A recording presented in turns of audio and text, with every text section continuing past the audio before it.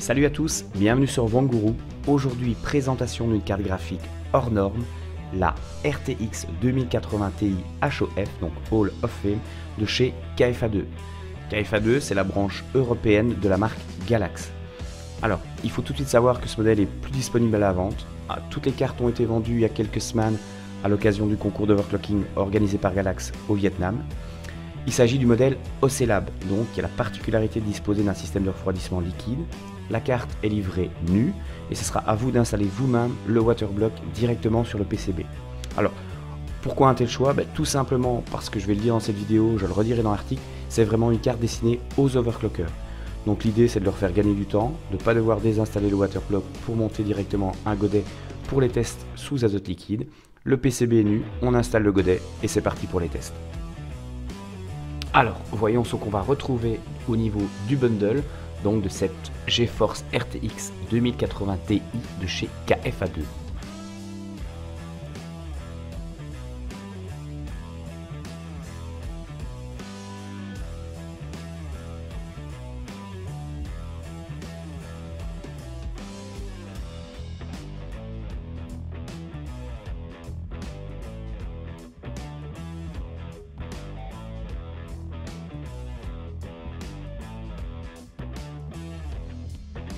Donc, comme on peut le voir, on a bien un PCB nu, donc c'est-à-dire ne disposant pas de système de refroidissement. L'idée est vraiment de proposer aux overclockers de gagner du temps sans devoir démonter le waterblock qui serait déjà préinstallé sur la carte. Au niveau du PCB, on retrouve 16 phases d'alimentation pour le GPU qui sont réparties à gauche et à droite et 3 pour la mémoire. Sur le dessus du PCB, les différents points de tension qui vont permettre de mesurer et de lire les tensions durant les tests. Les différentes sorties, les différentes connectiques.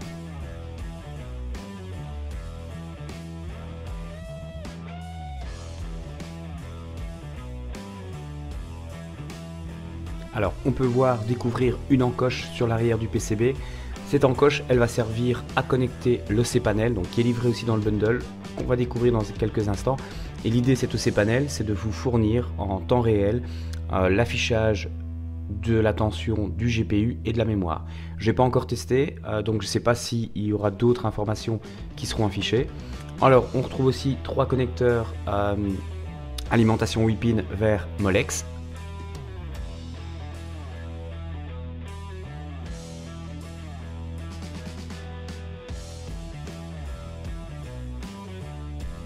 Alors, on retrouve aussi au niveau du bundle une paire de gants. Donc l'idée c'est vraiment de faire un montage soigné sans trace de doigts lors de l'installation du waterblock sur le PCB.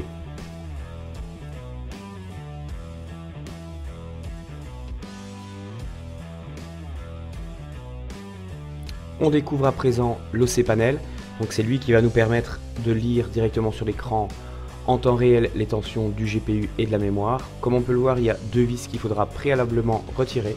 Ensuite, enfourcher le module sur le PCB, remettre les 2 vis pour s'assurer que celui-ci reste en place lors des tests.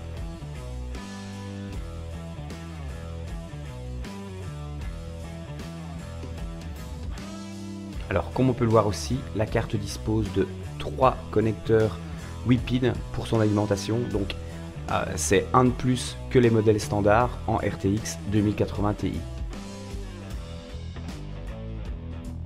Donc, pour finir, on trouve le waterblock donc de la marque Beats Power. On va d'abord trouver les pads thermiques. Donc, le but des pads thermiques, c'est d'assurer l'échange thermique entre le composant du PCB à tenir au frais et le waterblock. Donc, ça va certainement être la partie un peu plus délicate, donc c'est-à-dire bien placer ces pads sur le PCB pour assurer un refroidissement parfait. On retrouve la backplate.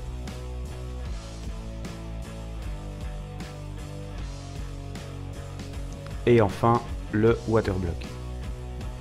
Donc voilà, moi je vous donne rendez-vous très bientôt pour la première partie du test, donc c'est-à-dire l'installation du waterblock, les performances en water cooling donc de cette RTX 2080 Ti Hall of Fame Ocelab de chez KFA2. Si vous avez aimé la vidéo, moi je vous invite à nous laisser un petit pouce vers le haut, vous abonner pour pouvoir suivre les prochains unboxings ou les prochains tests sous azote liquide. A très bientôt les amis.